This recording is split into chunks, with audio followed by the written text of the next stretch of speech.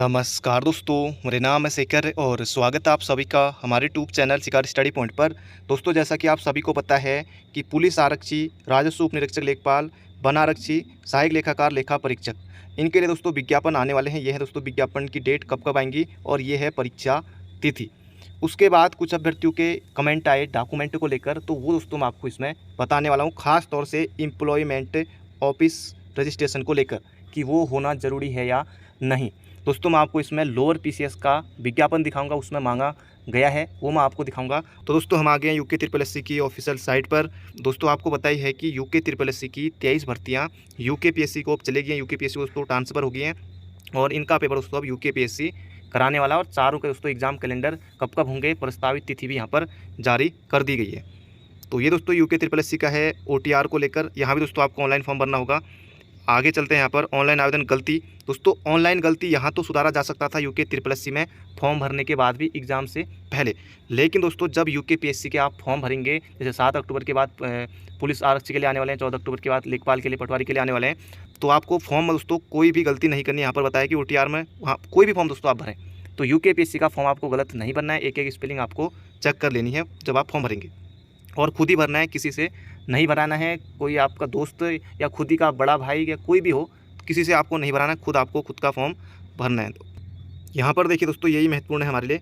क्या UK triple SC के विज्ञापनों के लिए आवेदन करने के लिए रोजगार कार्यालय में पंजीकरण होना जरूरी है? दोस्तों, यहाँ पंजीकरण यूके ट्रिपल एससी के लिए, पटवारी के लिए, जैसे आपने पुलिस कांस्टेबल का भरा होगा, दरोगा का भरा होगा, तो दोस्तों तब आपने जब भरा था तब दोस्तों आपने बहुतों ने लगाया होगा, बहुतों ने नहीं लगाया, तो दोस्तों यहाँ जरूरी नहीं था। और अभ्यर्थी रोजगार पंजीकरण के विवरण का उल्लेख करना भूल गया है तो रोजगार पंजीकरण के विवरण का उल्लेख करना आवेदन पत्र में अनिवार्य नहीं है। दोस्तों, ये यूके ट्रिपल एससी के फॉर्म में होता था। ईडब्ल्यूएस प्रमाण की वैधता, ये दोस्तों सभी के लिए जान लीजिए। ईडब्ल्यूएस जो बनाना चाहते हैं, ईडब्ल्यूएस के लिए ईडब्ल्यूएस प्रमाण पत्र वित्तीय वर्ष यानी कि 1 अप्रैल से लेकर 31 मार्च के अंत तक वैध है, जिसमें प्रमाण पत्र जारी किया गया था। परंतु कुछ मामलों में तहसील द्वारा जारी प्रमाण पत्र में भिन्नता होने के कारण सरकार को संदर्भित किया गया है। उत्तराखंड शासन से स्पष्टीकरण आने तक तहसीलदार द्वारा जारी प्रमाण पत्र को वैध माना जाए। दोस्तों, कुल मिला के 1 साल के लिए है ईडब्ल्यूएस प्रमाण पत्र, या बना सकते हैं। बाकी ओबीसी, एससी, एसटी दोस्तों ओबीसी 3 साल के लिए है। यूके पीएससी में दोस्तों जो 4 एग्ज़ाम होने वाले हैं, ये दोस्तों सभी एक ही शिफ्ट में आपके होने वाले हैं। नॉर्मलाइजेशन दोस्तों फिर इसमें नहीं होगा। दोस्तों, यहाँ पर जो आपके लिए जानने वाली चीज़ें हैं, ये लोअर पीसीएस का विज्ञापन है। देखिए, ये 9 अगस्त को निकला था, मेन से भी इसका हो गया वर्तमान में।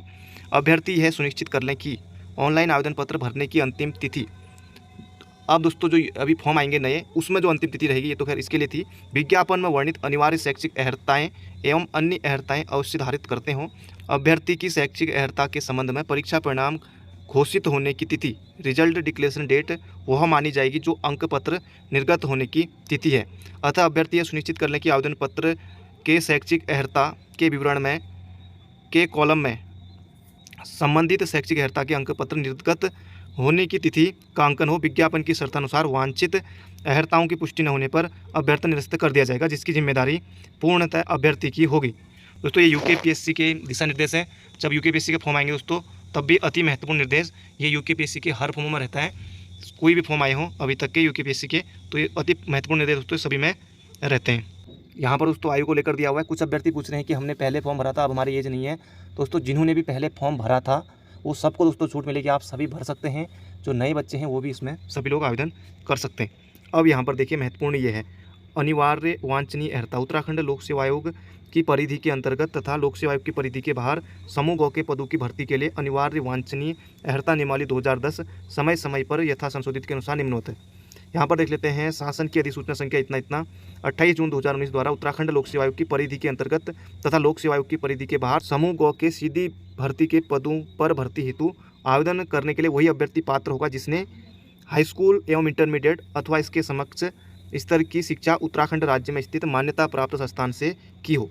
परंतु यह सैनिक, अर्धसैनिक बलों में कार्यरत, अगर आपके पिताजी आर्मी, ये जो भी है, और भी बीएसएफ जो भी अर्धसैनिक बल हैं यहाँ कार्यरत, राज्य सरकार अथवा उसके अधीन स्थापित किसी राजकीय अर्ध शासकीय संस्था में नियमित पदों पर नियमित रूप से नियुक्त कार्मिकों एवं केंद्र सरकार के सार्वजनिक उपक्रमों में नियमित पदों पर नियमित रूप से उत्तराखंड में कार्यरत ऐसे कर्मी जिनकी सेवाएं उत्तराखंड से बाहर स्थानांतरित नहीं हो सकती हों, स्वयं अथवा उनके पति पत्नी जैसी भी स्थिति हो, उनके पुत्र पुत्री राज्याधीन सेवाओं में समूह गौ के सीधी भर्तियों पर चयन हेतु आवेदन के पात्र होंगे। तो कुल मिला के सभी लोग आवेदन कर सकते हैं, परंतु यह है कि राज्य के स्थायी निवासी, दोस्तों आपको उत्तराखंड का स्थायी निवासी होना चाहिए अगर आपने बाहर से भी पढ़ा है तो।